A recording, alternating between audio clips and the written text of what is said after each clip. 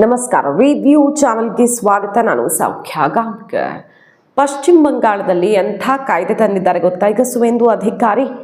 ಯಾಕಿಂಥ ಕಾಯ್ದೆಗಳನ್ನು ಬೇರೆ ರಾಜ್ಯದಲ್ಲಿ ತರೋದಕ್ಕಾಗ್ತಿಲ್ಲ? ಹಾಗಾದರೆ ಇನ್ನು ಮುಂದೆ ಪಶ್ಚಿಮ ಬಂಗಾಳದಲ್ಲಿ ಹೆಚ್ಚು ಕಡಿಮೆ ಮಾಡಿದ್ರೆ ಪರಿಸ್ಥಿತಿ ಏನಾಗತ್ತೆ? ನಂಬರ್ 1. ಎರಡನೇದಾಗಿ ವೋಟ್ ಬ್ಯಾಂಕ್ಗೋಸ್ಕರ ಮುಸ್ಲಿಮ್ರಿಗೆ ಏನು ಗಿಫ್ಟ್ ಕೊಟ್ಟಿದ್ರಲ್ಲ ಮಮತಾ ಬ್ಯಾನರ್ಜಿ, ಅದನ್ನು ವಾಪಸ್ ಕಿತ್ಕೊಂಡಿದ್ದಾರೆ ಅಧಿಕೃತವಾಗಿ. ಈಗ ಕಾಯ್ದೆಯ ಮೂಲಕವೇ ಸುವೇಂದು ಅಧಿಕಾರಿ. ಧರ್ಮದ ಮೂಲಕ ಓಲೈಕೆ ಇಲ್ಲ, ಎಲ್ಲರಿಗೂ ಇಲ್ಲಿ ಸಮಾನ ಅನ್ನುವಂಥ ಕಾನೂನನ್ನೇ ತಂದು ಬಿಟ್ಟಿದ್ದಾರೆ ಸುವೇಂದು ಅಧಿಕಾರಿ. ಡೀಟೇಲ್ಸ್ ಇಡ್ತಾ ಹೋಗ್ತೀವಿ. ಬಹಳ ದೊಡ್ಡ ಬೆಳವಣಿಗೆ. ಅತ್ತ ಮಮತಾ ಬ್ಯಾನರ್ಜಿಗೆ ಮತ್ತೊಂದು ಆಘಾತ ಎದುರಾಗಿದೆ. TMC rebels big step. 1 by 1 ನಿಮ್ಮ ಮುಂದೆ ಇಡ್ತಾ ಹೋಗ್ತೀವಿ. ಮಿಸ್ ಮಾಡಿದ್ರೆ ನಮ್ಮ ಚಾನಲ್ನ ಸಬ್ಸ್ಕ್ರೈಬ್ ಮಾಡಿ, ಹಾಗೆ ಬೆಲ್ ಐಕಾನ್ ಕ್ಲಿಕ್ ಮಾಡಿದ್ರೆ ಎಲ್ಲ ವಿಡಿಯೋ ಅಪ್ಡೇಟ್ಸ್ ನಿಮ್ಮನ್ನು ತಲುಪತ್ತೆ. ವೀಕ್ಷಕರೇ, ಮೊದಲನೇದಾಗಿ ಸುವೇಂದು ಅಧಿಕಾರಿ ಏನು ಹೇಳಿದ್ರು ಅದನ್ನು ಮಾಡಿ ತೋರಿಸಿದ್ದಾರೆ. ಎಲ್ಲ ಆಯ್ತಲ್ವ, ಈಗ ಸ್ಲಮ್ಗಳನ್ನು ಕ್ಲೀನ್ ಮಾಡ್ತಾ ಇದ್ದಾರೆ. ಒತ್ತುವರಿ ಮಾಡಿಕೊಂಡು ರೈಲ್ವೆ ಸ್ಟೇಷನ್ಗೆ ಹೋಗಿ ಕೂತಿದ್ದವರು ವರ್ಷಾನುಗಟ್ಲೆಯಿಂದ ಎಲ್ಲ ಕಿತ್ತು ಬಿಸಾಡಿದ್ದಾರೆ, ಗುಡಿಸಾಕಿದ್ದಾರೆ JCB ತಗೊಂಡು. ಈಗ ನೋಡಿ, ಯಾರಾದರೂ ಸಮಾಜಘಾತುಕ ಚಟುವಟಿಕೆಗಳಲ್ಲಿ ಭಾಗಿಯಾದರೆ, ಗೂಂಡಾಯಿಸಮ್ಮು, ಮತ್ತೊಂದು ಭೂಗತ ಚಟುವಟಿಕೆಗಳು, ಯಾರ್ದೋ ಮೇಲೆ ಹಲ್ಲೆ ಮಾಡೋದು, ದಾಳಿ ಮಾಡೋದು, ಇಂಥದ್ರಲ್ಲಿ ಶಾಂತಿ ಕದಡುವಂಥ ಚಟುವಟಿಕೆಗಳು ಭಾಗಿಯಾದರೆ, ಜಸ್ಟ್ ಲೈಕ್ ಉತ್ತರ ಪ್ರದೇಶ ಹೆಂಗೆ ಅಲ್ಲಿ ಆಸ್ತಿ ನಾಶ ಮಾಡ್ತಾರಲ್ಲ, ಇಲ್ಲಿ ಕಂಪ್ಲೀಟಾಗಿ ಅವರ ಆಸ್ತಿಯನ್ನು ವಶಪಡಿಸ್ಕೊಳ್ಳೋದು ಮತ್ತು ಆ್ಯಂಟಿ ಸೋಷಿಯಲ್ ಆ್ಯಕ್ಟಿವಿಟೀಸ್ಗಳಿಗೆ 1 ವರ್ಷ ಜೈಲಲ್ಲಿ ಫಿಕ್ಸು. ನೀವು ಏನು ಮಾಡಿದ್ರೂ ಹೊರಗಡೆ ಬರೋಕ್ಕಾಗಲ್ಲ. 1 ವರ್ಷ ಜೈಲಿಗೆ ತೊಗೊಂಡು ಹೋಗಿ ತುಂಬೋದು. ಸಮಾಜಘಾತುಕ ಚಟುವಟಿಕೆ ಮಾಡಿದರೆ ಇವರು 1 ವರ್ಷ ಜೈಲು ಮತ್ತು ಅವರ ಆಸ್ತಿಯನ್ನು ವಶಪಡಿಸ್ಕೊಳ್ಳುತ್ತೆ ಸರ್ಕಾರ ಅನ್ನುವಂಥ ಕಾಯ್ದೆಯನ್ನು ಈಗ ತಂದು ಅಧಿಕೃತ ಮಾಡಿದ್ದಾರೆ. ಪಶ್ಚಿಮ ಬಂಗಾಳದಲ್ಲಿನೂ ಗೂಂಡಾಯಿಸಮ್ ಮಾಡೋದಕ್ಕೆ ನಾನು ಬಿಡೋದಿಲ್ಲ, ಇದಿಲ್ಲ ನಡೆಯಲ್ಲ ಅಂತ ಪದೇ ಪದೇ ಅಲ್ಲಿ ದಂಗೆ ಎಬ್ಸೋದು, ಪದೇ ಪದೇ ಕೋಮು ಸೌಹಾರ್ದ ಹಾಳು ಮಾಡೋದು, ಇಂತಹ ಚಟುವಟಿಕೆಗಳು ನಡೀತಾನೇ ಇತ್ತು. ಅದರ ಆಧಾರದ ಮೇಲೇ ರಾಜಕಾರಣ ಆಗ್ತಿತ್ತು. ಮತ್ತು ಹಿಂದೂಗಳಿಗಂತೂ ಅಲ್ಲಿ ಸೇಫ್ಟಿ ಅನ್ನೋ ಪದಕ್ಕೆ ಅರ್ಥನೇ ಗೊತ್ತಿರಲಿಲ್ಲ. ಆ ರೀತಿಯ ದೌರ್ಜನ್ಯಗಳು ಕಡೆ ಕೊಲೆನೂ ಆಗೋಯ್ತು. ಅಂಗಡಿಗೆ ನುಗ್ಗಿ ಅಪ್ಪ ಮಗನ ಪರಿಸ್ಥಿತಿ ಏನಾಗಿದೆ, ಮುಜಾಫರಾಬಾದ್ ಇನ್ಸಿಡೆಂಟ್ ಏನಾಗಿದೆ ಎಲ್ಲ ನೆನಪಿದೆ ನಮಗೆ. ಇನ್ನು ಮುಂದೆ ಅಂತಹ ಒಂದು ಕೆಲಸ ಮಾಡೋದಕ್ಕೆ ಪ್ರಯತ್ನ ಪಡ್ತೀರಾ? ಹುಷಾರ್, ಮಾತಲ್ಲಲ್ಲ ಕಾಯ್ದೆಯಲ್ಲಿ ಅಂತ ಈಗ ಪಾಸ್ ಮಾಡಿದ್ದಾರೆ. 176 ಮತಗಳಿಂದ ಇದು ಪಾಸ್ ಆಗಿದೆ. 41 ಜನ ಅದರ ಅಪೋಸಿಟ್ ವೋಟ್ ಮಾಡಿದರು, ಬಟ್ ಅದಕ್ಕೇನು ಪ್ರಯೋಜನ ಆಗಿಲ್ಲ. ಆ್ಯಂಟಿ ಸೋಷಿಯಲ್ ಆ್ಯಕ್ಟಿವಿಟೀಸು ಅಂಥದ್ದು ಏನೇ ಆದರೂ ಕೂಡ ಅವರಿಗೋಸ್ಕರನೇ ಈ ಕಾಯ್ದೆಯನ್ನು ತಂದಿರೋದು. ನಂಬರ್ 1. ಎರಡನೆಯದಾಗಿ ಅಸೆಂಬ್ಲಿಯಲ್ಲಿ ಇನ್ನೊಂದು ಬಿಲ್ ಪಾಸ್ ಆಗಿದೆ. 77 ಮುಸ್ಲಿಂ ಕಮ್ಯುನಿಟಿ OBC ಲಿಸ್ಟಿಂದ ಔಟ್ ಆಗ್ತಿದೆ. ಈ ಬಿಲ್ಲನ್ನು ಪಾಸ್ ಮಾಡಿದ್ದಾರೆ ಯಶಸ್ವಿಯಾಗಿ ಸುವೇಂದು ಅಧಿಕಾರಿ. ಏನಾಗುತ್ತೆ ಇದರಿಂದ ಅಂದರೆ, ಸುಮ್ಮನೆ ಯಾರಿಗೆ ಅರ್ಹರಲ್ವೋ ಅಂಥವ್ರಿಗೆ SC ST ಸರ್ಟಿಫಿಕೇಟ್ ಕೊಟ್ಟಿರೋದು ಇದೆ ವೆಸ್ಟ್ ಬೆಂಗಾಲಲ್ಲಿ, ಅದನ್ನು ಫೈಂಡ್ ಔಟ್ ಮಾಡಿದ್ದಾರೆ. ಮತ್ತು ಮುಸಲ್ಮಾನರಿಗೆ OBCಯಲ್ಲೂ ಸ್ಥಾನಮಾನ ಕೊಟ್ಟು ಬಾಚಿ ಕೊಟ್ಟಿದ್ದೂ ಆಗಿದೆ. ಅಂದರೆ ಅರ್ಹರಿಗೆ ಏನು ಸಿಗಬೇಕೋ ಅದು ಸಿಗಲಿ, ಮುಸಲ್ಮಾನರಿಗೆ ನ್ಯಾಯ ಎಲ್ಲಿ ಸಿಗಬೇಕೋ ಅಲ್ಲಿ ಸಿಗಲಿ. ಬಟ್ ಇಲ್ಲಿ ಅದು ಆಗಲ್ಲ. ಕೋರ್ಟ್ ಆದೇಶ ಇದು. ಕೋರ್ಟ್ ಆದೇಶದಂತೆಯೇ ತಕ್ಷಣಕ್ಕೀಗ ಕಾಯ್ದೆ ಮಾಡಿಬಿಟ್ಟಿದ್ದಾರೆ. 2010ರಲ್ಲಿ 77 ಮುಸ್ಲಿಂ ಕಮ್ಯುನಿಟಿಗಳಿಗೆ OBC ಲಿಸ್ಟ್ಗೆ ಏನು ಹಾಕಿದ್ರಲ್ಲ ಅದನ್ನು ತೆಗೆದಿದ್ದಾರೆ. 66 ಪ್ರೀವಿಯಸ್ಲಿ ರೆಕಗ್ನೈಸ್ಡ್ ಕಮ್ಯುನಿಟೀಸ್ ಇದ್ದಾವೆ, ಅದನ್ನು ಉಳಿಸಿದ್ದಾರೆ. ಓವರಾಲ್ OBC ರಿಸರ್ವೇಷನ್ ಕೋಟ ಈಗ 7%ಗೆ ಫಿಕ್ಸ್ ಆಗಿದೆ. So major surgery west ಬೆಂಗಾಲಲ್ಲಿ.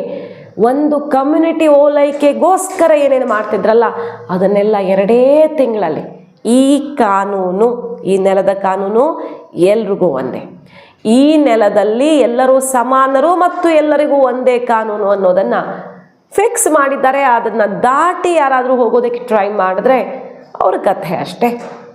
ನೋಡಿ, ಇದೆಲ್ಲ ಕ್ರಮಗಳಾಗ್ತಿದ್ದಂಗೆ ಸಾವಿರ ಕೋಟಿ ಇನ್ವೆಸ್ಟ್ಮೆಂಟ್ ವೆಸ್ಟ್ ಬೆಂಗಾಲಿಗೆ ಬರ್ತಿದೆ.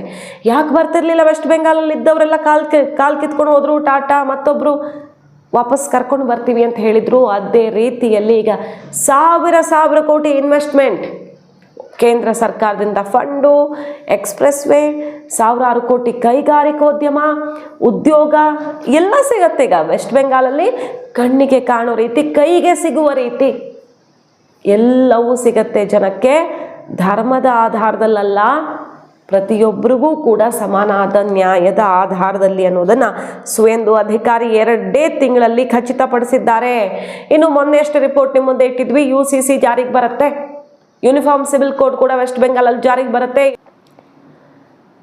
ಎಲ್ಲ ಕಾನೂನುಗಳಲ್ಲೂ ಕೂಡ ಅದು ಮದುವೆ, ಮಕ್ಕಳು, ದತ್ತು ತಗೊಳ್ಳೋ ಪ್ರಕ್ರಿಯೆಗೆ ಸಂಬಂಧಪಟ್ಟಂತೆ ಆಸ್ತಿ ಹಕ್ಕು ಎಲ್ಲದರಲ್ಲೂ ಎಲ್ಲರಿಗೂ ಕಾನೂನು. ಬೇರೆ ರಾಜ್ಯಗಳಲ್ಲಾಗಿದೆ ಈಗಾಗಲೇ BJP ಆಡಳಿತ ಇರೋ ಕಡೆ, ಇಲ್ಲೂ ಕೂಡ ಅಸ್ಸಾಂ ಮತ್ತು ಉತ್ತರಾಖಂಡಲ್ಲೆಲ್ಲ ಆದಂಗೆ ವೆಸ್ಟ್ ಬೆಂಗಾಲಲ್ಲೂ ಅದು ಆಗ್ತಾ ಇದೆ. ಅಕ್ರಮವಾಗಿ ಹೆಂಗಾಗ್ಬಿಟ್ಟಿತ್ತು ಅಂದರೆ ಕೆಲವು ಕಮ್ಯುನಿಟಿಗಳನ್ನು ಓಲೈಕೆ ಮಾಡಿ ಅವರು ಎಲ್ಲಿ ಬೇಕಾದರೂ ಹಟ್ಟು ಹಾಕ್ಕೊಳ್ಬೋದು, ಎಲ್ಲಿ ಬೇಕಾದರೂ ಅಂಗಡಿ ಹಾಕ್ಕೊಳ್ಬೋದು, ಡ್ರೈನೇಜನ್ನೇ ಬ್ಲಾಕ್ ಮಾಡಿ ಅಲ್ಲಿ ಮನೆ ಕಟ್ಕೊಳ್ಬೋದು, ರೈಲ್ವೆ ಸ್ಟೇಷನ್ನನ್ನೇ ಕಂಪ್ಲೀಟಾಗಿ ತಮ್ಮ ಮನೆಯನ್ನಾಗಿ ಪರಿವರ್ತನೆ ಮಾಡ್ಕೊಳ್ಬೋದು. ಸ್ಲಮ್ ಒಂದು ಇಡೀ ರೈಲ್ವೆ ಸ್ಟೇಷನ್ಗೆ ಸೃಷ್ಟಿಯಾಗಿತ್ತು. 4-5 ಕಿಲೋಮೀಟರ್ ಒಂದೊಂದು ಪ್ರದೇಶದಲ್ಲಿ ಕಿತ್ತು ಬಿಸಾಡಿದ್ದಾರೆ. ಯಾರಪ್ಪನ ಮನೆ ಆಸ್ತಿ ಅಂತ ಬಂದಿಲ್ಲ ಮನೆ ಕಟ್ಕೊಂಡಿದ್ದೀರಾ? ಈ ರೀತಿ ನಡೆದಿದೆ ಕಾರ್ಯಾಚರಣೆ. ಸೊ ವೆಸ್ಟ್ ಬೆಂಗಾಲ್ ಕ್ಲೀನ್ ಮಾಡುವಂತಹ ಕೆಲಸ ಸಿಕ್ಕಾಪಟ್ಟೆ ವೇಗವಾಗಿ ಸಾಗ್ತಾ ಇದೆ. ಅಷ್ಟೇ ಚೆನ್ನಾಗಿ ಅಭಿವೃದ್ಧಿಗೆ ಬೇಕಾದಂಥ ಒತ್ತನ್ನು ಕೂಡ ಕೊಡಲಾಗ್ತಿದೆ. ಇತ್ತ ಮಮತಾ ಬ್ಯಾನರ್ಜಿ ಅವರಿಗೆ ಮತ್ತೆ ಆಘಾತ. ಎಲೆಕ್ಷನ್ ಕಮಿಷನ್ ಮೊರೆ ಹೋಗಿದ್ದಾರೆ. ನಿಜವಾದ TMC ನಾವೇ ಅಂತ ಹೇಳ್ಕೊಂಡಂಥ ರೆಬಲ್ ಟೀಮ್ ಫಂಡ್ ಮತ್ತು ಚಿಹ್ನೆ ನಮಗೆ ಸಿಗಬೇಕು, ಯಾವ ಕಾರಣಕ್ಕೆ ಅಂತ ಕಾನೂನು ಆಧಾರದಲ್ಲಿಯೇ ಈಗ ಮಮತಾ ಬ್ಯಾನರ್ಜಿಗೆ ಕವಡೆ ಕಾಸಿನ ಕಿಮ್ಮತ್ತು ಇಲ್ಲದಂಗೆ ಆಗಬಹುದು. ಫಂಡ್ ಕೂಡ ಕಳ್ಕೊಂಡು ಬಿಟ್ರೆ ಅಂತಹ ಪರಿಸ್ಥಿತಿ ಬಂದಿದೆ. ಮಹುವಾ ಮೈತ್ರಾಗ ಮೊಟ್ಟೆ ಬಿತ್ತು, ಅದು ದೊಡ್ಡ ಗಲಾಟೆ ಆಯಿತು. ಅದಕ್ಕೆ BJP ಹೇಳ್ತಿರೋದೇನು, ಮೊಟ್ಟೆ ಎಲ್ಲ ಈ ಮೆಟಲ್ ಡಿಟೆಕ್ಟರಲ್ಲಿ ಡಿಟೆಕ್ಟ್ ಆಗಲ್ವಲ್ಲ, ಹೊಸ ಮಷಿನ್ ಕಂಡುಹಿಡಿಬೇಕು. ಮೊಟ್ಟೆ ಹೊಡೆಯೋ ಲೆವೆಲ್ಗೆಲ್ಲ ಯಾರೂ ಇಳಿಬಾರ್ದು.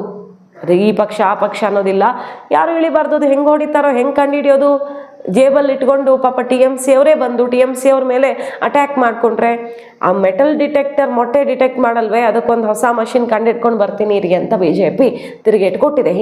देखिए अंडा फेंकना बंद होना चाहिए और इसमें तृणमूल का जो नेता छुप कर घर में बैठे उसको मैदान पे उतरना चाहिए. तृणमूल को मार रहे हैं और सरकार हमारा चल रहा है. पुलिस कौन का किसका जेब में अगर अंडा होगा तो इसको पकड़ने के लिए तो कोई मशीन नहीं है, मेटल डिटेक्टर नहीं है. शायद मेटल डिटेक्टर से अंडा को पकड़ा नहीं जाता. तो हम लोगों को नया मशीन लाने दीजिए विदेश से. ऐसा टेक्नोलॉजी तो है नहीं अभी फिलहाल. पश्चिम बंगाल में नहीं है, हिंदुस्तान का है कि नहीं हमको मालूम नहीं है. तो किसका जेब में तृणमूल का अंडा है हमारा बस मालूम नहीं है. तो तृणमूल को इसको सल्टाना चाहिए. तृणमूल को इसको ढूंढ कर निकालना चाहिए. कौन कार्यकर्ता कौन नेता के ऊपर अंडा फेंक रहा है. अंडा फेंकना बंद होना चाहिए. बंगाल का छवि खराब हो रहा है पूरा देश का अंदर. ये अभी भाजपा का सरकार है, हमारा सरकार में कैसे होगा. हम पुलिस के साथ बातचीत किया, पुलिस हमको बताया जिस तरह अंडा छोटा है वो हम कैसे किसी का जब जेब लेकर अंडा ढूंढेंगे. बोलिए किसका पैंट में हम हाथ घुसाएंगे. ये पुलिस का कहना है, हम क्या बोल सकते हैं. ಹಿಂಗ್ ನಡೀತಿದೆ ವೆಸ್ಟ್ ಬೆಂಗಾಲಲ್ಲಿ ರಾಜಕೀಯ. ಒಂದ್ ಕಡೆ ಭಾರಿ ಹೊಸ ದಿಕ್ಕನ್ನು ಪಡ್ಕೊಂಡಿದ್ರೆ, ಇನ್ನೊಂದು ಕಡೆ ಅಭಿವೃದ್ಧಿ ದಾರಿಯಲ್ಲಿ ದೊಡ್ಡ ಹೆಜ್ಜೆ ಇಟ್ಟ ಸುವೇಂದು ಅಧಿಕಾರಿ. ಈಗ ನರೇಂದ್ರ ಮೋದಿ ಸರ್ಕಾರ ಈ ಮಾನ್ಸೂನ್ ಸೆಷನ್ನಲ್ಲಿ ಬಹಳ ದೊಡ್ಡ ಐತಿಹಾಸಿಕ ಬದಲಾವಣೆ, ಕಾನ್ಸ್ಟಿಟ್ಯೂಷನಲ್ ಅಮೆಂಡ್ಮೆಂಟ್ ಎಲ್ಲ ಮಾಡಬಹುದು ಅಂತ ಅನಿಸ್ತಿದೆ. CM PM ಈ 30 ದಿನಕ್ಕಿಂತ ಹೆಚ್ಚು ಅರೆಸ್ಟ್ ಆದರೆ ರಿಮೂವ್ ಮಾಡೋ ಕಾಯ್ದೆ ಕಾನೂನು ಬಿಲ್ ಪಾಸ್ ಮಾಡೋ ಪ್ರಯತ್ನ, ಇದಕ್ಕೆಲ್ಲ ವೆಸ್ಟ್ ಬೆಂಗಾಲಿಂದ MPಗಳು ದೊಡ್ಡ ಬಲವಾಗಿದ್ದಾರೆ ಈಗ TMC ಸ್ಪ್ಲಿಟ್ ಆಗಿರೋದ್ರಿಂದ. ಸೊ ಒಂದು ಪಶ್ಚಿಮ ಬಂಗಾಳದ ಗೆಲುವು ಎಷ್ಟೆಲ್ಲ ಬದಲಾವಣೆಗಳಿಗೆ ಕಾರಣ ಆಗ್ತಿದೆ ಅನ್ನೋದೇ ಇಲ್ಲಿ ಬೆರಗಾಗಿಸ್ತಿರೋ ವಿಷಯ. ಮಾಹಿತಿ ಇಷ್ಟ ಆಗಿದ್ರೆ ಮಿಸ್ ಮಾಡಿದ್ರೆ ನಮ್ಮ ಚಾನಲ್ನ ಸಬ್ಸ್ಕ್ರೈಬ್ ಮಾಡಿ, ನಿಮ್ಮ ಅಭಿಪ್ರಾಯ ಕಮೆಂಟ್ ಮಾಡಿ ತಿಳಿಸಿ. Thank you.